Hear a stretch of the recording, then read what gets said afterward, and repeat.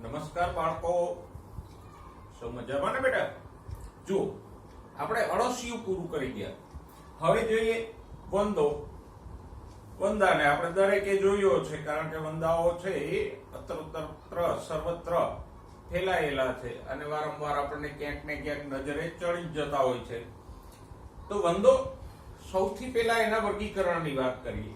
વંદાનો સમુદાય કયો છે એ આપણે ભણી ગયા. વંદો સંધિપાદ સમુદાયનું પ્રાણી છે. ચોથા ચેપ્ટરમાં પ્રાણી વર્ગીકરણમાં આપણે અલગ અલગ સમુદાયો ભણી ગયા. એમાં વંદાનો સમાવેશ કયા સમુદાયમાં થતો હતો? સંધિપાદ, કે જે પ્રાણી સૃષ્ટિનો સૌથી મોટો સમુદાય છે. સંધિપાદ જેના ઉપાંગો સાંધાવાળા હોય એને આપણે સંધિપાદમાં મૂકતા હતા. જો અહીંયા ઉપાંગો આપણે જોઈ શકીએ છીએ કે આમ સાંધાવાળા છે, તો સંધિપાદ. અને વર્ગ કયો છે? તો કે સંધિપાદ સમુદાયનો વર્ગ કીટક. તો વંદાનો સમાવેશ વર્ગીકરણમાં ક્યાં થાય? સમુદાય સંધિપાદ અને વર્ગ કીટક.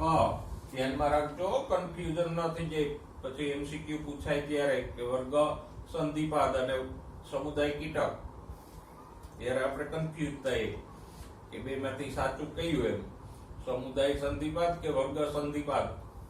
બરાબર? એટલે સમુદાય કયો હશે? વંદાનો સંધિપાદ, વર્ગ કીટક થશે. ઓકે. વંદાનો રંગ કેવો હોય? તો આપણે જાણીએ છીએ વંદાનો રંગ સેજ બદામી રંગનો હોય.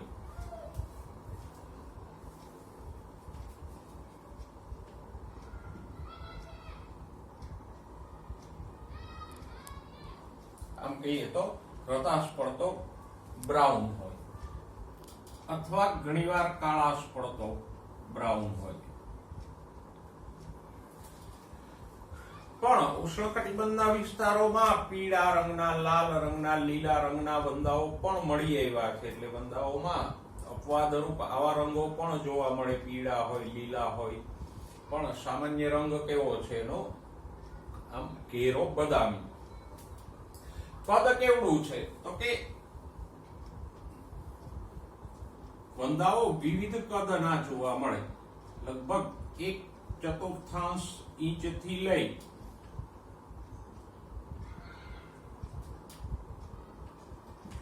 1 ઇંચ કે એનાથી પણ મોટા વંદાઓ જોવા મળે.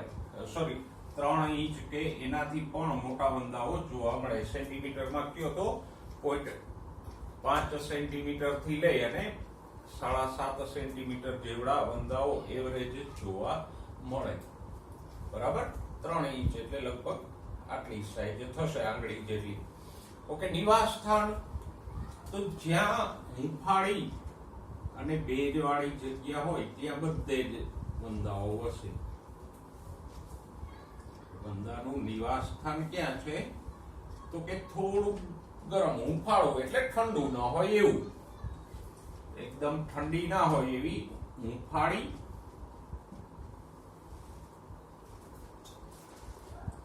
અને ભેજવાળી જગ્યાઓ થશે.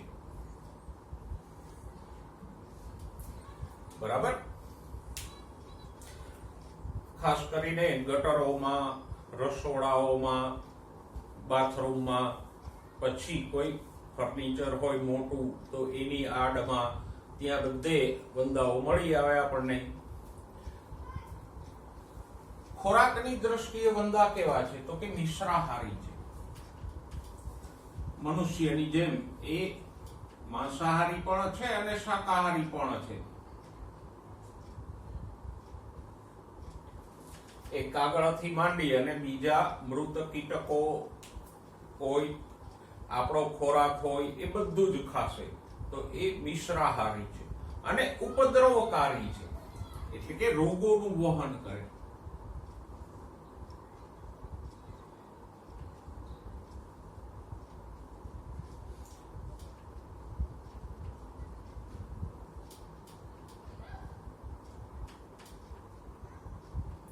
વંદાઓ ઘણા બધા રોગોનું વહન કરે. સામાન્ય વ્યક્તિના રસોડામાં એ જો ફરતા હોય તો આપણા વાસણો ઉપર કે ખોરાક ઉપર એ ફરે તો એના દ્વારા રોગકારકોનું એ વહન કરી જાય. દાખલા તરીકે ગટરની અંદર રહેતા હોય તો ગટરમાંથી કોઈ રોગકારકો આવે તો એને વહન કરીને આપણા ખોરાક ઉપર લઈ આવે અને મનુષ્યમાં રોગ ફેલાવે. તો વંદાઓ કોઈ ફાયદાકારક નથી પણ આમ ઉપદ્રવકારક એટલે કે રોગો ફેલાવનારા છે. તો આપણે વંદાની સામાન્ય બાબતોની ચર્ચા કરી કે એનો સમુદાય કયો છે, વર્ગ કયો છે, રંગ કેવો હોય, કદ કેવડું હોય, નિવાસ સ્થાન ક્યાં છે અને ખોરાકની દ્રષ્ટિએ કેવા છે. મનુષ્ય માટે તો કે એ રોગ ફેલાવનારા છે. તો આ વંદાની સામાન્ય બાબતોની આપણે ચર્ચા કરી. હવે જોઈએ વંદાની બાહ્યાકાર વિદ્યા. તો બાહ્ય દ્રષ્ટિએ વંદો કેવો છે? તો સૌથી પહેલા તો એનું વૈજ્ઞાનિક નામ શું છે? તો કે પેરીપ્લેનેટા અમેરિકાના.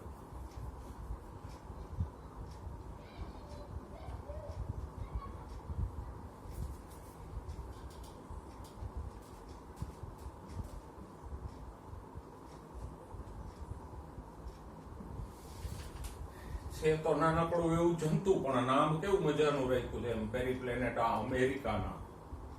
બરાબર. તો વંદાનું વૈજ્ઞાનિક નામ શું છે? પેરીપ્લેનેટા અમેરિકાના. કદાચ અમેરિકા સાથે એનો કઈ સંબંધ હશે એમ. અને આ પેરીપ્લેનેટાની સાઈઝ કેવડી છે? તો કે 3.4 થી લઈ અને 5.3 સેન્ટીમીટર જેવડો સામાન્ય જે આપણા ઘરમાં જોવા મળે છે એ વંદો હોય. બરાબર. પાંખો ધરાવે અને નરમાં પાંખો છે એ શરીર કરતા પણ લાંબી હોય. શરીરથી પણ નરમાં પાંખો સહેજ લંબાયેલી હોય, જ્યારે માદામાં લગભગ શરીર જેટલી જ પાંખો લંબાયેલી હોય. ઓકે. શરીર કાઇટિનથી ઢંકાયેલું. એ તો સંધિપાદ સમુદાયના લક્ષણમાં પણ આપણે ભણી ગયા કે અહીંયા બાહ્ય કંકાલ શેનું હોય? તો કે કાઇટિનનું હોય.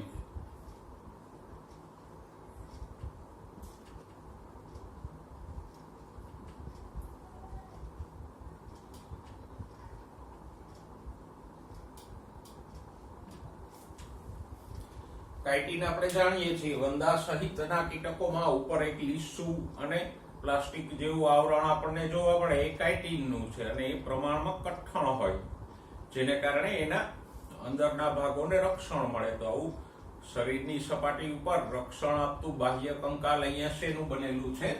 કાઇટિનનું. તો આ એક સંધિપાદ સમુદાયનું જ લક્ષણ છે. ઓકે. તો આમ વંદામાં આ જે કાઇટિનના આવરણ હોય એમાં બે ભાગો હોય, પૃષ્ઠક અને કઠક.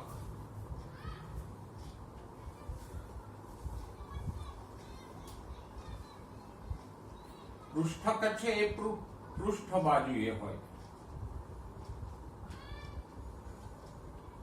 અને કઠક વક્ષ બાજુએ હોય.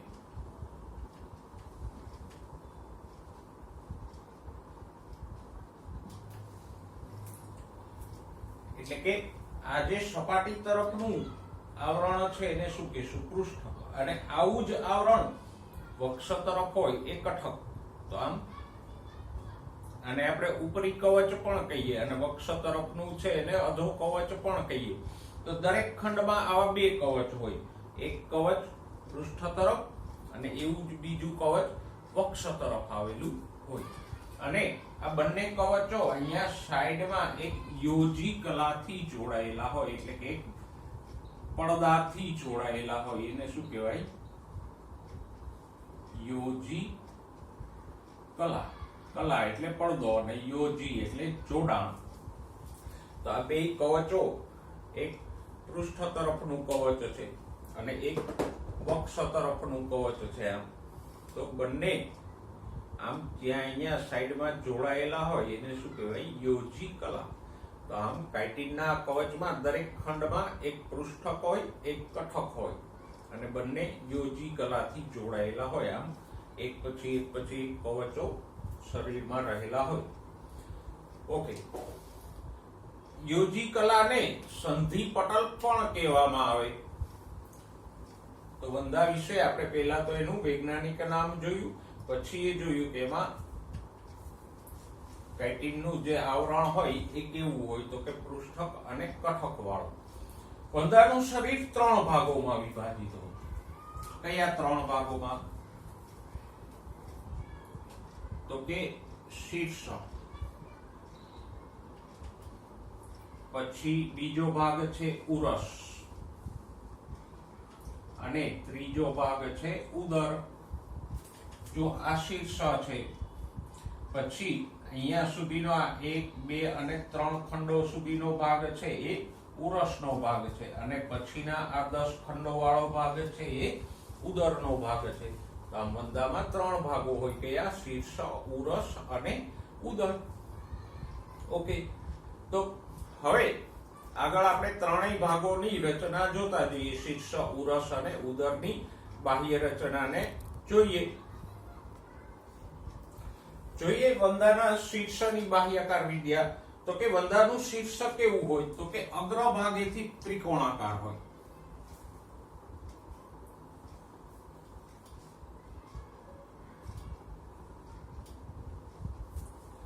એટલે કે વંદાના શીર્ષને આપણે આગળના ભાગેથી જોઈએ તો આમ આવું ત્રિકોણાકારનું જોવા મળશે, કે મકાઈના દાણા જેવું. અને શરીરને કાટખૂણે હોય. વંદાને સાઈડમાંથી જોઈએ આપણે તો શરીરને કાટખૂણે શીર્ષ જોવા મળે. આમ આ ઉરસ છે,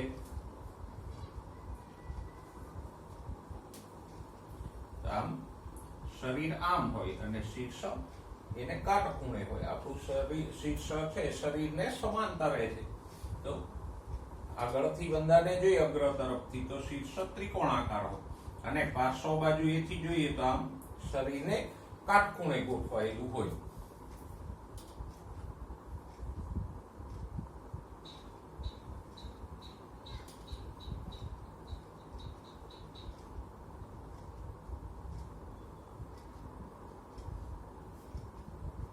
ઓકે, શીર્ષ અહીંયા સ્થિતિસ્થાપક તંતુઓથી જોડાણ ધરાવે. શરીર સાથે શીર્ષનું જોડાણ જળ ન હોય પણ સ્થિતિસ્થાપક તંતુઓથી હોય. એટલે વંદો એના શીર્ષને હલાવી શકે. મોટાભાગના કીટકોમાં આવું હોય. જો માખી હોય તો એ પણ એના શીર્ષને હલાવતી હોય.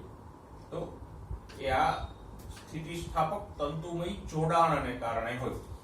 ખાસ શીર્ષમાં કુલ કેટલા ખંડો હોય? તો કે શીર્ષ 6 ખંડો ધરાવે. આમ ખંડો તો ન કહેવાય, પણ શીર્ષક છે કુલ મળીને આમ 6 ભાગો ધરાવે. અને આવા 6 કાઇટિનના ભાગો મળી અને આખું શીર્ષ બને. પણ બધા ભાગો એકબીજા સાથે જોડાયેલા હોય, એટલે એમાં કોઈ હલનચલન થતું નથી. તો શીર્ષ આમ 6 ભાગોથી હોય. ગ્રીવા નામ તરીકે ઓળખાતા સ્થિતિસ્થાપક જોડાણયુક્ત હોય, જેથી કરીને પોતાનું શીર્ષ ફેરવી શકે. શરીરને કાટખૂણે હોય અને ત્રિકોણાકાર હોય. ઓકે, શીર્ષ ઉપર 2 રચનાઓ છે, સોરી 3 રચનાઓ છે. કઈ કઈ? તો કે શીર્ષ ઉપર એક છે આંખ.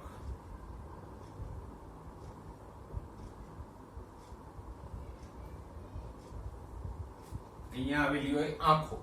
આંખો કેવી છે? સંયુક્ત છે. સંયુક્ત આંખો એટલે કે એક આખા સળંગ ભાગથી ન બનેલી હોય, પણ આવા મધમાખીના મધપૂડા જેવા ષટકોણાકાર અનેક ભાગોથી બનેલ હોય. આવા લગભગ 2000 નાના નાના ભાગોથી બનેલી હોય. એને શું કહેવાય? સંયુક્ત. આમ શીર્ષ ઉપર શું આવેલું છે? આંખો. અને આંખો કેવી છે? સંયુક્ત છે. નાના નાના આવા ટુકડાઓથી બનેલી. શીર્ષ ઉપર બીજી રચના છે. શીર્ષ પર પહેલી રચના કઈ છે? સંયુક્ત આંખો છે.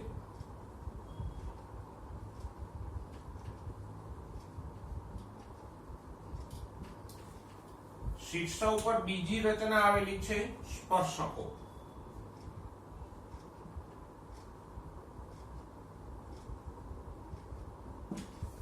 જો અહીંયા આકૃતિમાં આપણને દેખાય છે આવા લાંબા તાંતણા જેવા હોય એ શું છે? સ્પર્શકો છે. અને કીટકને વંદાને જુઓ તો એ પણ આવા બે સ્પર્શકો ધરાવે કે જે આમ સતતપણે હલાવતો હોય, જેથી કરીને આગળ કોઈ ઓબ્જેક્ટ હોય તો એના સ્પર્શથી વંદાને ખબર પડે કે આગળ કંઈક છે. તો નામ પ્રમાણે જ એ સ્પર્શની સંવેદના ગ્રહણ કરે. તો આવા બે સરસ મજાના લાંબા સ્પર્શકો વંદામાં આવેલા હોય એને આપણે વંદાની મૂછ ગણી શકીએ. બરાબર? ઓકે. શીર્ષ ઉપર ત્રીજી રચના છે મુખાંગો. શીર્ષ ઉપર ત્રીજી રચના કઈ છે? તો કે મુખાંગો છે. હવે જો વંદામાં દાંત કે જળવા ના હોય તો એ ખોરાકને કાપે, દળે, ચાવે કેવી રીતે? તો કે આ મુખાંગોની મદદથી જ એ ખોરાકને કાપે, દળે, ચાવે. અને મોટાભાગના કીટકોમાં આવા મુખાંગો આવેલા હોય. સ્પષ્ટ મુખાંગો જોવા હોય તો કરચલામાં બે મોટા આવી ભુજાઓ જોવા મળે, એ પણ એના મુખાંગો છે કે જેના દ્વારા એ ખોરાકને પકડે, કાપે. પછી મચ્છર જેવામાં તો કે એમાં સોય જેવા ચૂસવા માટેના મુખાંગો હોય, જેના દ્વારા એ રુધિર કે ફૂલોનો રસ ચૂસી શકે. કીડી મકોડા વગેરેમાં પણ કાપવા માટેના મુખાંગો હોય, જેના દ્વારા એ ઘણીવાર આપણને કરડે પણ છે. કરડવા કે કાપવા માટેના મુખાંગો હોય. તો બધા કીટકોમાં મુખની આજુબાજુ આવા ભાગો હોય કે જેને મુખાંગો કહેવાય, જેના દ્વારા કીટક ખોરાક કાપે, દળે કે ચૂસે. ઓકે. તો વંદામાં પણ આવા મુખાંગો હોય. મુખાંગો કયા કયા છે? તો કે એક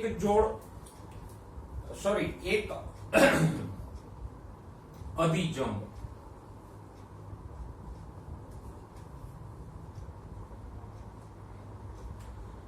પછી એક જોડ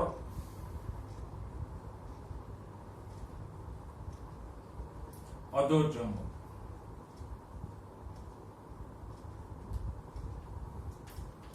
નંબર 3 એક જોડ પ્રથમ જંબ,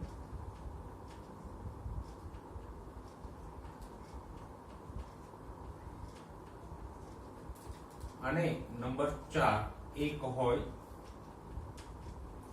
દ્વિતીય જંબ.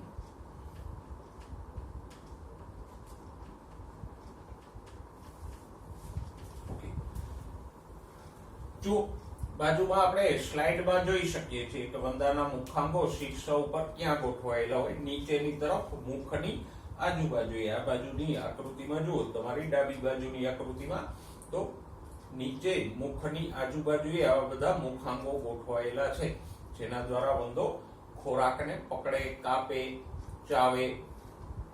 અને પેલી બાજુની સ્લાઇડમાં આપણે જોઈ શકીએ છીએ કે વંદામાં કયા કયા મુખાંગો છે. તો કે સૌથી ઉપર એક અધિજંબ આવેલો છે. અધિજંબ એક જ હોય, જોડમાં ના હોય. પછી એની બંને બાજુએ કાપવા માટેના બે અધોજંબ છે બંને સાઈડે. પછી પ્રથમ જંબ આવેલા છે, અને સૌથી નીચે હોય અધોજંબ અથવા તો બક્ષજંબ આવેલો હોય. તો આ બધા મુખાંગો આમ મુખની આસપાસ ગોઠવાયેલા હોય, જેના દ્વારા વંદો ખોરાકને કાપે અને મુખની અંદર ગ્રહણ કરી શકે. તો આપણે વંદાના મુખાંગોની ચર્ચા કરી. તો વંદાના શીર્ષની આપણે વાત કરી. શીર્ષ ઉપર ખાસ 3 રચનાઓ છે. કઈ? એક તો આંખો હોય, કેવી છે? સંયુક્ત છે. સ્પર્શકો હોય અને મુખાંગો હોય. મુખાંગો કયા કયા છે? તો કે ઉપર નીચે એક એક છે. જો મુખાંગોનો ક્રમ આમ યાદ રાખો, સૌથી ઉપર હોય એને તો આપણે અધિ કહીએ ને, જેમ કે અધિચ્છદ, અધિસ્તર. અને નીચે હોય એને શું કહીએ? અધો. તો પેલા અધિજંબ, એની બે બાજુએ અધોજંબ, પછી પ્રથમ જંબ અને પછી દ્વિતીય જંબ. ઉપર નીચે વાળા અધિજંબ અને દ્વિતીય જંબ એક એક છે. સાઈડમાં જે છે એ બે છે જોડીમાં. તો આમ અધિજંબ, અધોજંબ, પ્રથમ જંબ અને દ્વિતીય જંબ, એ ક્રમમાં યાદ રાખો મુખાંગોને. વંદાના મુખાંગોની વચ્ચે એક માંસલ રચના હોય એને કહેવાય અધોજીહ્વા. આ મુખાંગોની વચ્ચે કઈ રચના હોય તો કે અધોજીહ્વા નામની એક માંસલ અને ગળી ગઈ રચના હોય જે વંદાની જીભ તરીકે કામ કરે અને મુખાંગો દ્વારા જે ખોરાક લેવાય એને એ અંદર તરફ ધકેલવાનું કામ કરે. તો આ થઈ વંદાના શીર્ષની બાહ્ય રચના. તો શીર્ષ ઉપર કઈ રચનાઓ છે એમાં ખાસ કરીને મુખાંગોમાં કોણ કોણ અને કયા આવેલા છે એને બરાબર યાદ રાખજો. ઓકે, હવે જોઈએ વંદાના ઉરસની બાહ્ય રચના. તો વંદાનું ઉરસ 3 ખંડો ધરાવે. જો આ પહેલો ખંડ, આ બીજો ખંડ અને ત્રીજો ખંડ. તો ઉરસમાં કુલ કેટલા ખંડો છે? 3 ખંડો.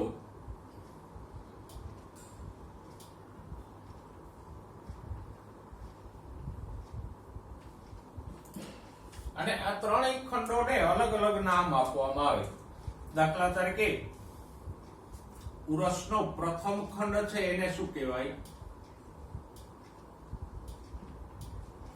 પૂર્વ ઉરસ.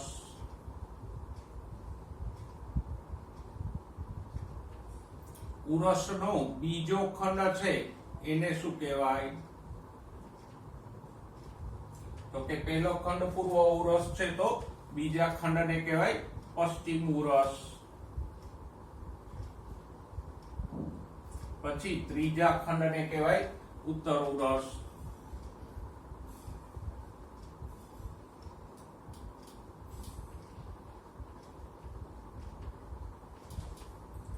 આમ ઉરસમાં ટોટલ કેટલા ખંડો છે? 3. કયા? પહેલો ખંડ પૂર્વ ઉરસ, બીજો ખંડ મધ્ય ઉરસ અને ત્રીજો ખંડ પશ્ચિમ ઉરસ. તો આ પૂર્વ ઉરસ થયું, આ મધ્ય ઉરસ થયું અને આ થયું પશ્ચિમ ઉરસ. આમ ઉરસમાં આવા 3 ખંડો હોય. ઓકે, પૂર્વ ઉરસ છે શીર્ષ સાથે તંતુમય ગ્રીવાથી જોડાયેલું હોય અને પશ્ચિમ ઉરસ પછી શું આવે તો કે ઉદરના ખંડો શરૂ થઈ જાય. ઓકે, જો ઉરસ ઉપર કઈ રચનાઓ આવેલી છે તો કે ઉરસ ઉપર પહેલી રચના છે ચલન પાદો.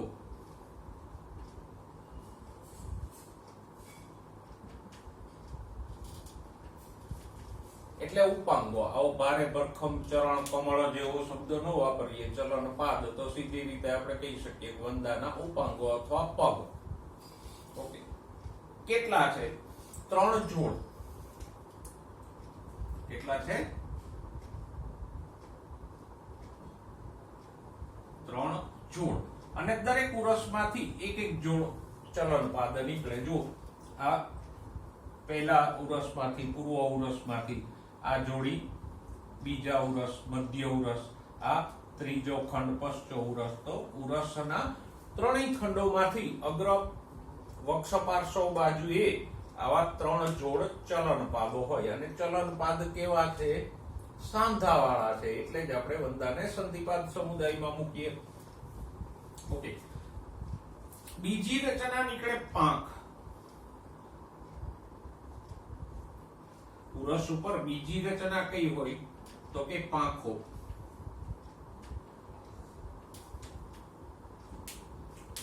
કેટલી હોય તો કે પાંખો હોય 2 જોડ.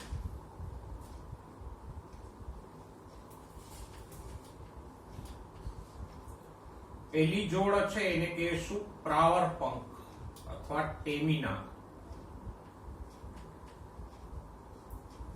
એક ક્યાંથી નીકળે તો કે મધ્ય ઉરસમાંથી નીકળે.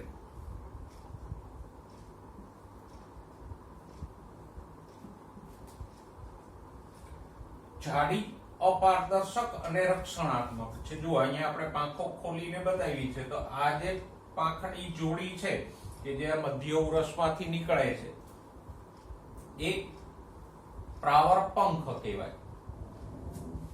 એ કેવી હોય ટેમિના કે ટેકમિના તો કે ઘેરા રંગની અને ચરમીય હોય અને જાડી હોય અને એનું કાર્ય શું છે તો કે રક્ષણાત્મક છે.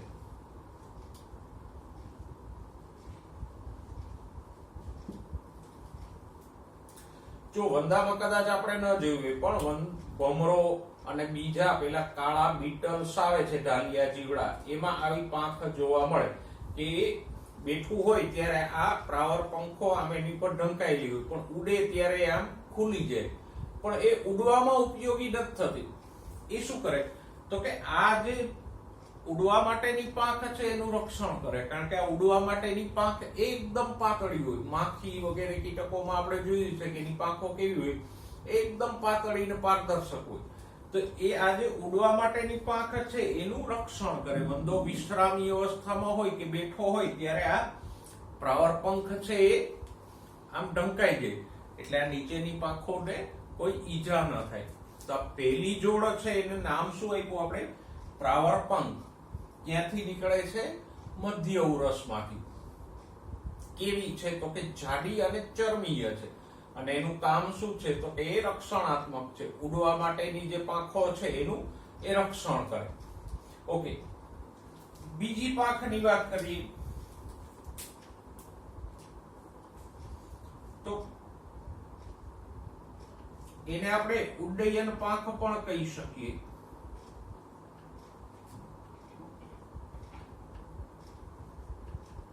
એ ક્યાંથી નીકળે તો કે ઉરસનો ત્રીજો ખંડ જેને આપણે પશ્વ ઉરસ કીધું છે એમાંથી. જો આ પહેલો, બીજો અને ત્રીજો ખંડ પશ્વ ઉરસમાંથી નીકળે છે. સામાન્ય બે ખંડો વાળી હોય, અહીંયા વચ્ચેથી એક ખાંચ હોય એટલે થોડી દ્વિખંડી હોય, એકદમ પાતળી અને પારદર્શક હોય. કેવી હોય તો કે પારદર્શક હોય અને એનું કાર્ય શું છે તો કે ઉડવા માટે ઉપયોગી છે.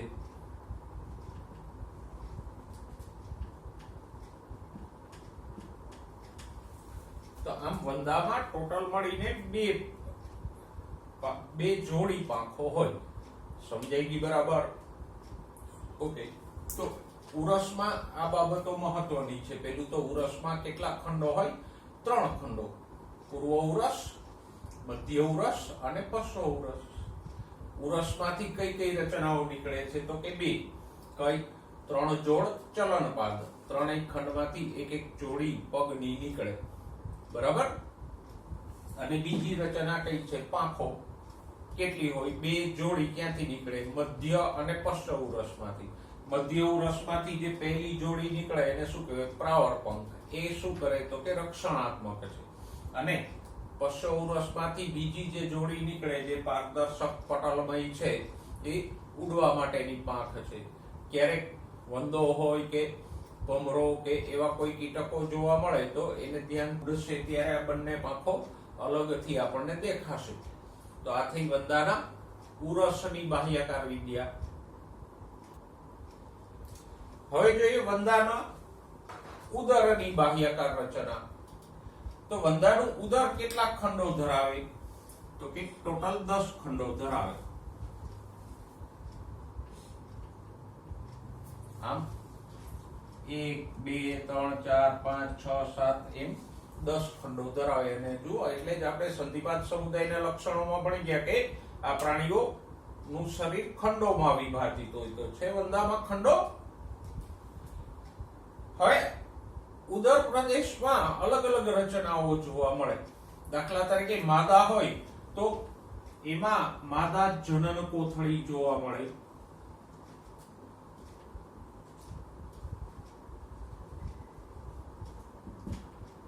માદા વંદો હોય તો એમાં આવી માદા જનન કોથળી જોવા મળે. ક્યાં હોય તો કે 7મું અધોકવચ.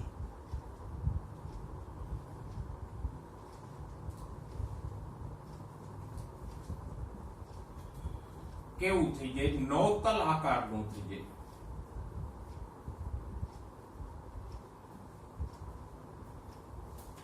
એટલે આમ હોળીના તળિયા જેવું થઈ જાય. કયું? 7મું અધોકવચ. જુઓ અહીંથી આપણે લઈએ તો 1 2 3 4 5 6 અને 7. તો આ 7મું અધોકવચ છે. આ આપણને દેખાય છે પૃષ્ઠભાગ છે એટલે આ ઉપરી કવચ છે, પણ આના જેવું જ વક્ષ બાજુએ કોણ હોય? અધો કવચ, અથવા જેને આપણે કઠક કહીએ એ. તો આ સાતમું અધો કવચ માદામાં કેવું થઈ જાય? નવતલ આકારનું, હોળીના તળિયા જેવું, બી શેપ. અને એ જનન કોથળી બનાવે, માદા જનન કોથળી. ઓકે. અને એ સાતમા અધો કવચના અગ્રભાગે માદા જનન છિદ્ર હોય, શુક્ર સંગ્રહાશયના છિદ્રો હોય અને ગુંદર ગ્રંથિઓ હોય. પણ આ બધી રચનાઓ શરીરની અંદર હોય, બહાર ન હોય. બહાર તો ફક્ત માદા જનન છિદ્ર આપણને દેખાય. તો સાતમું અધો કવચ કેવું છે? નવતલ આકારનું છે. એની અંદરની તરફ શું હોય? તો કે આ બધી રચનાઓ હોય. કઈ કઈ? તો કે શુક્ર સંગ્રહાશય હોય, ગુંદર ગ્રંથિઓ હોય, માદા જનન કોથળી હોય કે જેમાં અંડકોષો આવે અને ફલન થાય. ઓકે.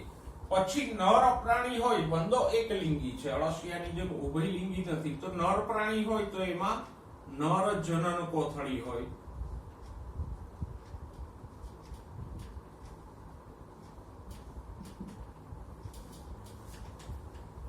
ઓકે. નર જનન કોથળી કે ચેમ્બર ક્યાં હોય? તો કે ઉદરના અંત ભાગે આવેલી હોય. એ ખાસ કરીને 9 અને 10 ખંડોમાં વિસ્તરેલી હોય, એટલે કે 9મા અને 10મા ખંડોની અંદરની સાઈડે હોય. તો જુઓ અહીંયા 9મા અને 10મું ઉપરી કવચ છે અને વક્ષ બાજુ 9મા અધો કવચ થી આ નર જનન કોથળી બને. નર જનન કોથળી કેવી રીતે બનશે? 9મું 10મું ઉપરી કવચ અને 9મું અધો કવચ. એટલે જ અહીંયા 9મું કવચ છે એ ઢંકાયેલું હોય. તો આપણે ગણીએ તો જુઓ 8 અને 9 જ થાય છે, પણ આ 10મો ખંડ છે એ અને 9મો બે મળી અને આ નર જનન કોથળી બનાવે. ઓકે. અને 10મા કવચના અંત ભાગે નર જનન છિદ્ર અને મળદ્વાર ખુલે. નર જનન છિદ્ર અને મળદ્વાર ક્યાં હોય? 10મા કવચના છેડા ઉપર આવેલી હોય. ઓકે. હવે એક વિશિષ્ટ રચના એ છે પુચ્છકંટિકા.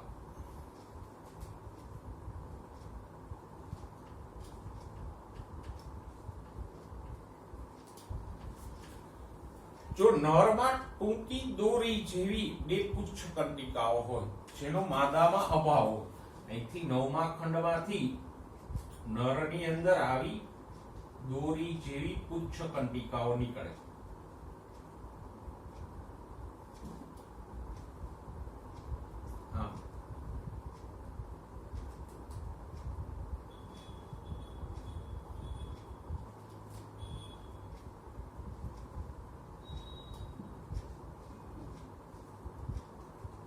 પણ પુચ્છકંટિકા શેમાં હોય? તો કે ફક્ત નરમાં જ હોય, માદામાં હોતી નથી. અને વંદા ને નર છે કે માદા એ ઓળખવા માટે આ એક અગત્યનું લક્ષણ છે. અને બીજી આવી જે કે એને મળતી રચના હોય પુચ્છ શૂળ.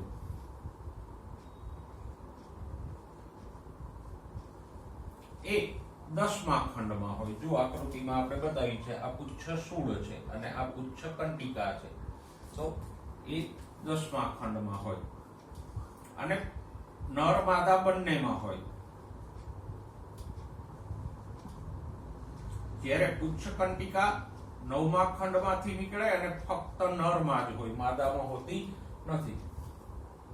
તો વંદામાં પશ્ચ ભાગે જો પુચ્છ કંટિકા અને પુચ્છ શૂળ બંને જોવા મળે તો વંદો કયો હોય? નર હોય. બરાબર? એટલે પુચ્છ કંટિકા અને પુચ્છ શૂળ બંને હોય તો વંદો હોય, અને ફક્ત પુચ્છ શૂળ હોય તો વંદી હોય. બરાબર? એટલે યાદ રાખજો, નરમાં કઈ વધારાની રચના જોવા મળે છે? પુચ્છ કંટિકા, જે માદામાં હોતી નથી. જ્યારે પુચ્છ શૂળ બંનેમાં હોય. એમાં કન્ફ્યુઝન ન થાય. બરાબર? કારણ કે બંને શબ્દો સરખા જ છે, પુચ્છ શૂળ અને પુચ્છ કંટિકા. તો એને બરાબર યાદ રાખજો કે પુચ્છ શૂળ ફક્ત નરમાં હોય, સોરી, પુચ્છ કંટિકા ફક્ત નરમાં હોય, પુચ્છ શૂળ બંનેમાં હોય.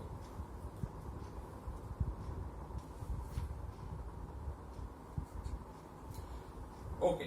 હવે જોઈએ નર અને માદા વચ્ચેના તફાવતો. આપણે ભણી ગયા કે વંદો એકલિંગી પ્રાણી છે અને લિંગ ભેદ દર્શાવે, એટલે કે વંદામાં નર અને માદા પ્રાણી વચ્ચે તફાવત જોવા મળે, જેમ મનુષ્ય કે સિંહ વગેરે બીજા પ્રાણીઓમાં જોવા મળે એવો લિંગ ભેદ મતલબ નર અને માદા વચ્ચેના તફાવતો જોવા મળશે. જો વંદામાં એ તફાવતો કયા કયા છે, તો કે માદા વંદામાં ઉદર પ્રદેશ કેવો હોય, ટૂંકો અને પહોળો હોય, કારણ કે અંદર જનન કોથળી આવેલી હોય, એટલે માદા વંદામાં ઉદર પ્રદેશ થોડો ટૂંકો હોય અને પહોળો હોય. એની સામે નર વંદામાં ઉદર પ્રદેશ સાંકડો હોય અને થોડો લાંબો હોય. બીજો તફાવત જુઓ, માદા વંદામાં પુચ્છકંટિકાઓ ગેરહાજર હોય, જ્યારે નરમાં પુચ્છકંટિકાઓ અને પુચ્છસૂળ બંને હાજર હોય. અને આ લક્ષણ છે પુચ્છકંટિકા વાળું, એ ઓળખ માટે સૌથી સહેલું લક્ષણ છે.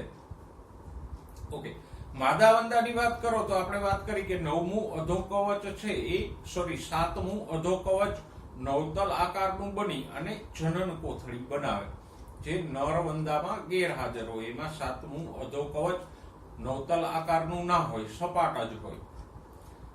માદા વંદામાં 8મું અને 9મું અધોકવચ 7મા અધોકવચથી ઢંકાયેલ હોય, કારણ કે 7મું અધોકવચ માદામાં આમ નવતલ આકારનું બની અને સેજ ફેલાય, એટલે 8મા 9મા અધોકવચને ઢાંકી દે. વક્ષ બાજુએ આપણને અધોકવચ જોવા મળે. નરમાં તો કે 8મું અધોકવચ 7માંથી ઢંકાયેલ અને નાનું હોય. ઓકે, માદામાં સ્પર્શકો પ્રમાણમાં ટૂંકા હોય, જ્યારે નરના સ્પર્શકો પ્રમાણમાં લાંબા હોય. તો આટલા આપણે નર અને માદા વંદા વચ્ચેના તફાવતો જોયા.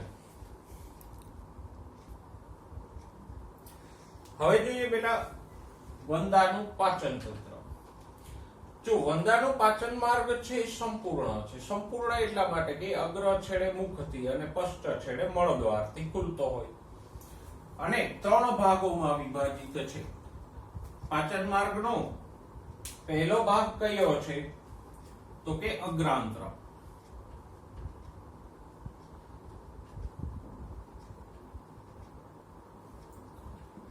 અને અગ્રાંત્રમાં કયા કયા ભાગોનો સમાવેશ થાય, તો કે અગ્રાંત્રમાં મુખથી લઈ અને પેશણી સુધીના ભાગોનો સમાવેશ થાય. પહેલું આવે મુખ, પછી આવે કંઠનળી, કંઠનળીની આજુબાજુ હોય લાળ ગ્રંથિ, પછી હોય અન્ન સંગ્રહાશય,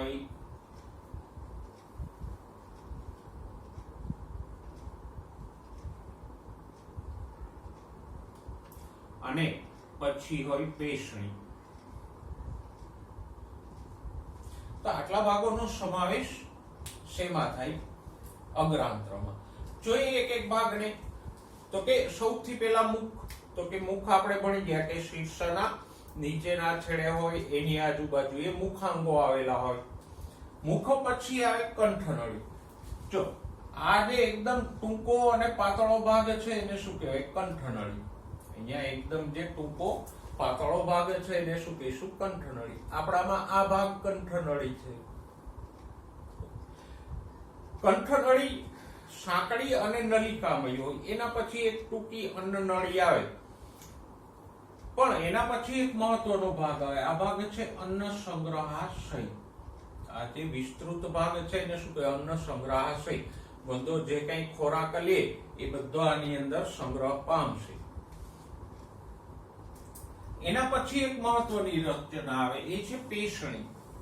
પેશણી છે ખોરાક દળવા માટેની રચના છે. વંદાના મુખાંગો ખોરાકને કાપી શકે, એના ટુકડા કરી શકે, પણ એકદમ એનો બારીક ભૂકો કરી શકતા નથી. એટલે આવો ટુકડા વાળો ખોરાક વંદાને જલ્દીથી પચે નહીં, તો એને માટે શું આવેલું છે, અહીંયા પેશણી નામની એક રચના છે.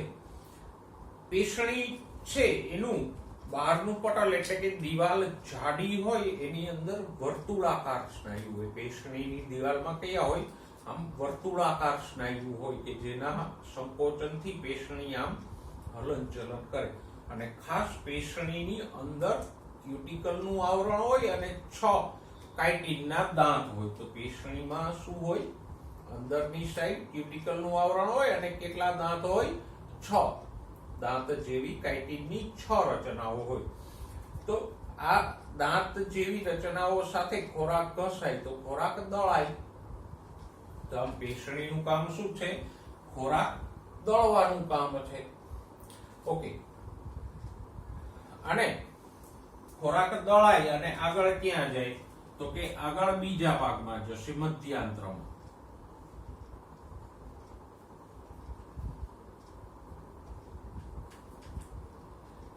તો મુખથી લઈ અને પેશણી સુધીનો ભાગ છે એ શું છે? અગ્રાંત્ર કહેવાય. એના પછીનો આ જે ગૂંચળામય ભાગ છે એ શું છે? મધ્યાંત્ર છે. તો વંદાનું મધ્યાંત્ર કેવું છે? તો કે લાંબુ અને ગૂંચળામય છે. અને ખાસ આ આખું અગ્રાંત્ર પેશણી સહિત અંદરથી ક્યુટિકલથી આવૃત હોય. કારણ તો કે એમાં ખોરાક દળાયેલો ન હોય, કટકા સ્વરૂપે હોય, ટુકડા સ્વરૂપે. તો એવા ટુકડાઓ અંદરથી ઘસાય અને ઈજા ન પહોંચાડે. એટલે અગ્રાંત્ર આખું ક્યુટિકલથી આવૃત હોય, સોરી કાઇટિનથી આવૃત હોય. એક વધારાની રચના, અગ્રાંત્ર અને મધ્યાંત્રના જોડાણ સ્થાને આવી બંધ નલિકામય 8 રચનાઓ હોય. એને શું કહેવાય? અંધાંત્રો. એને શું કહેવાય? અંધાંત્રો. અને અંધાંત્રો ક્યાં છે? અગ્રાંત્ર અને મધ્યાંત્ર જ્યાં જોડાય ત્યાં આગળ છે. આ અંધાંત્રો અળસિયામાં પણ હતા કે જે 25મા ખંડમાં ખુલતા હતા અને ઉત્સેચકોનો સ્ત્રાવ કરતા હતા. તો પણ અહીંયા પણ અંધાંત્રો છે એ પાચક ઉત્સેચકોનો સ્ત્રાવ કરવાનું જ કામ કરશે. એટલે અંધાંત્રોનું સ્થાન, પેશણીની રચના, એ બધું યાદ રાખજો. અંધાંત્રને આપણે આપણી પાચક ગ્રંથિઓ યકૃત કે સ્વાદુપિંડ સાથે સરખાવી શકીએ. ઓકે, આગળ જે મધ્યાંત્ર જે લાંબુ અને ગૂંચળામય છે એના પછી ત્રીજો ભાગ આવે શેષાંત્ર. બરાબર? સોરી, શેષાંત્ર ને અંત્ર.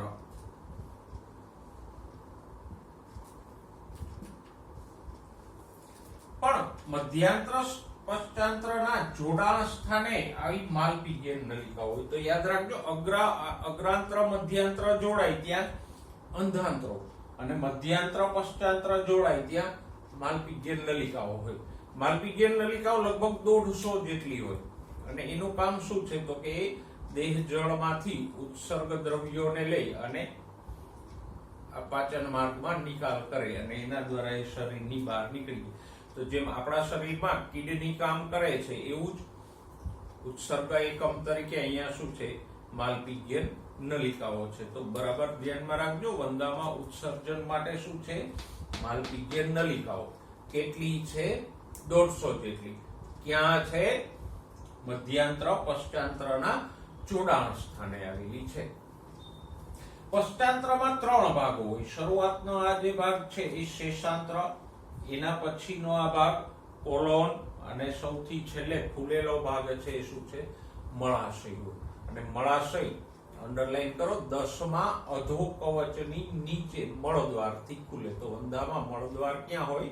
10મા અધોકવચની નીચે હોય. તો આમ વંદાનો પાચન માર્ગ 3 ભાગોમાં વિભાજિત હોય, અગ્રાંત્ર, મધ્યાંત્ર અને પશ્ચાંત્ર. અગ્રાંત્રમાં શું શું આવે? મુખ, કંઠનળી, અન્નનળી, લાળ ગ્રંથિઓ આવે, અન્ન સંગ્રહાશય અને પેશણી આવે. પછી આવે મધ્યાંત્ર. અગ્રાંત્ર મધ્યાંત્રના જોડાણ સ્થાને 8 અંધાંત્રો હોય જે પાચક રસોનો સ્ત્રાવ કરે. મધ્યાંત્ર અને પશ્ચાંત્રના જોડાણ સ્થાને 150 જેટલી માલપીજ્યન નલિકાઓ હોય જે ઉત્સર્ગ એકમ તરીકે કાર્ય કરે. પશ્ચાંત્રમાં 3 ભાગો હોય, શેષાંત્ર, કોલોન અને મળાશય. અને મળાશય મળદ્વારથી ખુલે. મળદ્વાર ક્યાં હોય? 10મા અધોકવચની નીચે આવેલું હોય. તો આ વંદાનું પાચન તંત્ર છે. આકૃતિ દ્વારા તમે એને સરળતાથી યાદ રાખી શકો. પહેલા તો એક પછી એક ભાગો યાદ રાખવાના કે અગ્રાંત્રમાં કેટલા ભાગો હોય, પશ્ચાંત્રમાં કેટલા ભાગો હોય, અને પછી દરેક ભાગની જે ટૂંકી વિશેષતાઓ આપી છે કે પેશણી શું કરે, અંધાંત્રો શું કરે, માલપીય નલિકા શું કરે, મજા કરે, તો એ બધું યાદ રાખવાનું. બરાબર. તો આમ વંદાના પાચન તંત્રની રચના જોઈ, એની પહેલા આપણે વંદાની બાહ્ય રચના જોઈ. વંદાની બાહ્ય રચના પણ 3 ભાગોમાં યાદ રાખજો, શીર્ષ, ઉરસ અને ઉદર, એમ 3 ટુકડે લીથામાં મેં જે રીતે આપી છે એમ જ યાદ રાખજો. સળંગ યાદ રાખવા જશો તો થોડું મુશ્કેલ થશે. નેક્સ્ટ ટાઈમ વંદાના બીજા અંગતંત્રોની ચર્ચા સાથે ફરીવાર મળીશું. ત્યાં સુધી સ્વસ્થ રહો, મસ્ત રહો અને ભણવામાં વ્યસ્ત રહો.